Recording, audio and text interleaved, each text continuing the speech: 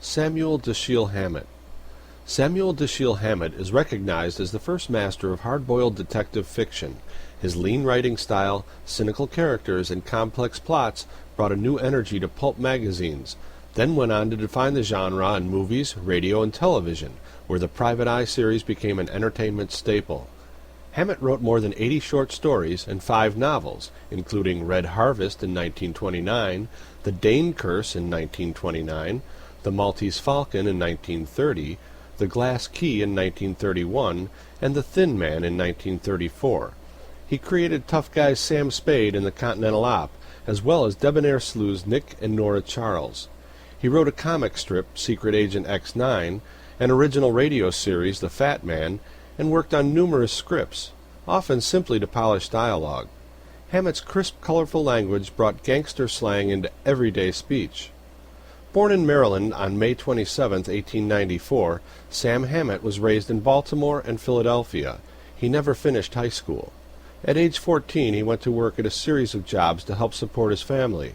At 21, he was hired by the Pinkerton National Detective Agency as an operative.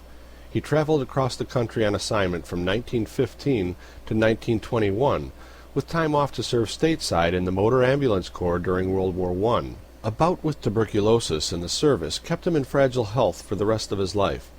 Nevertheless, he managed to join the Army during World War II at age 48 and served in the Aleutian Islands for 3 years. The work of a Pinkerton investigator captured his imagination, but his assignments as a Union strikebreaker did not. In Butte, Montana, the vicious murder of Frank Little, organizer of Industrial Workers of the World, also known as the Wobblies, soured him on the agency. Pinkerton men were thought responsible for the killing, which was never solved. Hammett recreated the violent atmosphere of Butte in Red Harvest's fictional city of Poisonville. Hammett married a nurse he met during his TB treatment. They settled in San Francisco and had 2 daughters. In 1922, he began writing for Black Mask magazine, first using the pen name Peter Collinson, then taking Dashiell Hammett as his byline. At this time he had discarded his first name and was called Slim or Dash by his friends. The magazine stories featuring Detective Sam Spade or the Continental Op drew from his wealth of knowledge of on-the-job experience. His hard-boiled heroes were men free of family ties, loners, who lived by a rigid code of personal honor.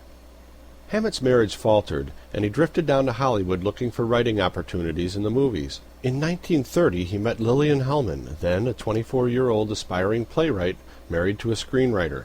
A short while later she moved in with him. Though both eventually divorced their spouses, Hammett and Hellman never married. Their relationship lasted until his death. She was pleased when he told her she was the inspiration for Nora, wife and sleuthing partner of Nick Charles in The Thin Man. However, Hammett also said she was the silly girl and the villainess in the book. Success in films eluded Hammett. The Thin Man became a popular movie series starring William Powell and Myrna Loy, but MGM hired other writers to script the sequels. The Maltese Falcon failed twice on screen, first as Dangerous Female in 1931, and then again as Satan Met a Lady in 1936, before the inspired casting of Humphrey Bogart, combined with John Huston's script and direction, hit a bullseye in 1941. The adaptation succeeded in capturing the lean storytelling style of the novel, as well as effectively bringing its popular hero to life on screen. In the late 1940s, Dashiell Hammett became an active supporter of the Civil Rights Congress of New York. In 1951, he refused to give up information about 4 members of the group who were communist and was sentenced to jail for 6 months. Further troubles were to follow. The IRS garnished all income from new publications or productions of his work for back taxes. In 1953, he again faced media scrutiny, testifying as an unfriendly witness in the McCarthy hearings. His later years were plagued by failing health and financial problems. He was unable to finish Tulip, the most autobiographical of all his books. Hellman published it as a novella in The Big Knockover, a collection of tales she edited in 1966. After a decade of silence, Dashiell Hammett had been nearly forgotten when he died of lung cancer in 1961 at the age of 67. History has gone on to celebrate his achievements as one of the most influential American writers of the 20th century. Information for this audio clip came from your audio series descriptions moderator, Roger Hohenbrink. This audio clip is provided by the Old Time Radio Researchers Group, a group of volunteers dedicated to preserving radio's past. If you are interested in assisting to preserve radio's golden past so that future generations might also enjoy it, we urge you to look into membership in the Old Time Radio Researchers Group.